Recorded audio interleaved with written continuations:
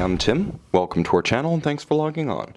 Today we're discussing the Panerai Luminor Marina left-handed PAM 26. You can see this 2008 re-edition of a late 90s classic and purchase it on our website. Subscribe to our YouTube channel if you enjoy these videos, and please click on the card in the upper right hand corner of the screen at any time during this video to see our full listing for this watch with accessories included, more high-resolution images, and naturally full pricing details. Now, in 1998 and 1999, the original Panerai Luminor Marina PAM 26 combined PVD stainless steel, which you see here, with the 44mm case and the destro, or left-handed case style, designed to make the Panerai Luminor a little bit more wearable for lefties with its immense crown guard. Nevertheless, you should note that the watch is ambidextrous, as I'm wearing it comfortably right now as a right-hander with the watch on my left wrist. Now, it's easy to wear because in Panerai fashion, it's mostly case with very short cropped lugs. 44mm is the measurement from 9 to 3, not including that crown guard structure. But that's effectively also the height of the case. Now, lug to lug, it's fairly large, 53.5mm, but you'll see just how short and how strongly those lugs thrust straight down around the wrist. There's really no constraint in the pull down of the strap either, so I wind up wearing the watch as though it's much smaller. It feels like a 41 or a 42 on the wrist, maybe even a 40. And the bottom line is that although it's broad from 3 to 9 with that crown guard, you don't feel it in practice. It's somewhat above the bottom of the case, so it doesn't sink into the wrist. Now, you also note that it's actually quite thin. Being a manually wound watch, it doesn't have the winding mechanism in the case back, so it's only 14mm thick, and yeah, the watch does stand a fighting chance against a dress cuff or a tight sleeve, but perhaps it's best suited, if you must wear it with a suit, against a sport jacket or a blazer of some kind. Perhaps not the tightest of dress cuffs. If you're a second button guy, probably not going to fit this. In other cases, you should be good to go. But it's the murdered out look of the watch that makes it perhaps a little bit too aesthetically severe for formal attire. It certainly won't be because of the specification of the strap, though. This strap is extremely upscale, far more substantial than we're used to seeing from Panerai. It's beautifully bolstered as it approaches the lug. Again, you can pull it straight down around the tight curve of a smaller wrist.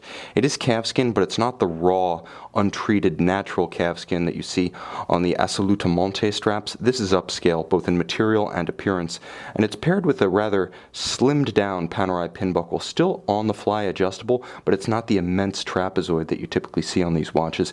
Now, the first PAM 26, of course, built in the late 1990s, is distinct from the model you see here in a number of ways. Obviously, when you turn the watch over, the millissummation is going to be quite different from those old A's and B's. The case number, that's the OP number, is going to be distinct. And naturally, if you want one more cue, the modern version that you see here has an upgraded cam to lock the crown that has a little bearing in it, so when you open it and you close it, it's a smooth, fluid action rather than the grinding you would get on the older Luminor. So the watch is a little bit more refined than its historic predecessor. As one of 1,000 made for the 2008 Special Series year, this is a very collectible watch. In a lot of ways, it's like a Ford Mustang. It's a muscular, masculine image that takes a lot of the best lines from its historic predecessor and reissues it in a modern wearable, or in the case of the Mustang, drivable package. So basically a classic made new, and that's what you have with the PAM 26. Now, you can see that the dial is extremely tactical. In the spirit of the watch, everything is subdued except the lume itself. You can see the hands are blacked out. It is a COSC certified Panerai OP2 caliber inside the case, and we'll get to that in a moment, but the clear thing to remember is that you've got that classic Luminor profile just in reverse. You've got the device protecting the crown, a brilliant invention from the 1950s, still a Panerai exclusive. Essentially, open the crown, now you can wind it, you can pull, you can set, you can manipulate it with wet hands, with sweaty hands, with gloved hands. A lot more practical in many ways than a tight screw-down crown, and because of the crescent-shaped guard, you have all-aspect protection from blows that could otherwise compromise a conventional screw-down crown. Again, put it in place, now you have 300-meter water resistance, you're good to go. Of course, the lugs feature screwed-in bars, so you can easily swap them out at home using the included screwdriver, and you can avail yourself of a world of Panerai OEM and aftermarket replacement straps. It's half the fun of owning a Panerai watch in any case. Now, under the case back, as I mentioned, Panerai caliber OP2, manually wound, based on an old Unitas 6497 architecture. This one beats at 3 Hz, so a bit more than the old pocket watch architecture it's based on, also better finished.